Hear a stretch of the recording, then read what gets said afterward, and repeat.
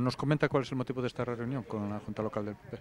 Pois temos unha xuntanza da organización local do partido no Barco de Valdeorras e vimos a falar dos preparativos desta interesante campaña electoral que pronto teremos encima, na que o Partido Popular está moi esperanzado de acadar os resultados que posibilitan o cambio político en España e que Mariano Rajoy chega a Moncloa. Para iso é importante que Ourense responda, como sempre, nas eleccións con os bons resultados e, por suposto, no Barco de Valdeorras, onde esta forza política nas Xerais é a forza política normalmente máis votada. Nos agardamos o ter aquí un forte resultado, imos falar de programa, imos falar de obxectivos, imos falar dos problemas do barco, xa que ao final as campañas duran 15 días, pero despois hai que estar 4 anos ocupándose dos asuntos de Valdeorras, e Valdeorras ten retos pendentes importantes, todo o que executar o pacto ambiental da Pizarra, que son fortes investimentos que levan moito retraso. Hai que impulsar xa definitivamente a circunvalación a esta vila, hai que impulsar os proxectos de alta velocidade que pasan por esta comarca, que están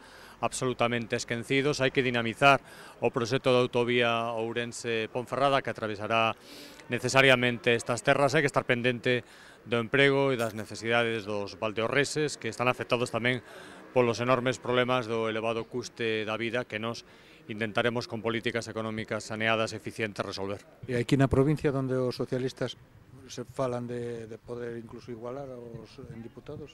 Bueno, home, nós temos unhos resultados, o Partido Popular ten uns resultados aquí na provincia fenomenales. Pensa que de 4 diputados ter 3, pois é unha cousa importante.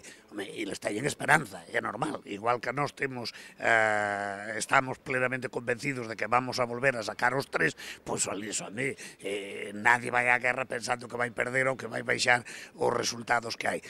Por que dicimos nós que debemos ganar o terceiro? Porque os únicos resultados que non nos avalan ganar o terceiro son os das municipales, pero vos tendes que pensar que nas eleccións xerais o Partido Popular, por poñer un exemplo aquí no Barco, non ganamos nunca nas municipales, pero sí ganamos nas autonómicas e nas xerais. Entón penso que ese incremento de votos que nós temos en moitos concellos que son do PSOE, que non nos votan nas municipales e si nos votan nas xerais, que nos pode levar a seguir mantendo eses 3 diputados. Cos resultados das autonómicas, que non foron bons para nós, que vistes que perdemos, non chegamos á maioría absoluta, con ese resultado sale o terceiro diputado. Por tanto, nós pensamos que hai que traballar moito, que hai que traballar arreo durante todos estes días, pero penso que é casi seguro que, ademais, se nós queremos ganar as eleccións, mal pode ganar as eleccións o Partido Popular se empeza nunha provincia como esta perdendo un diputado.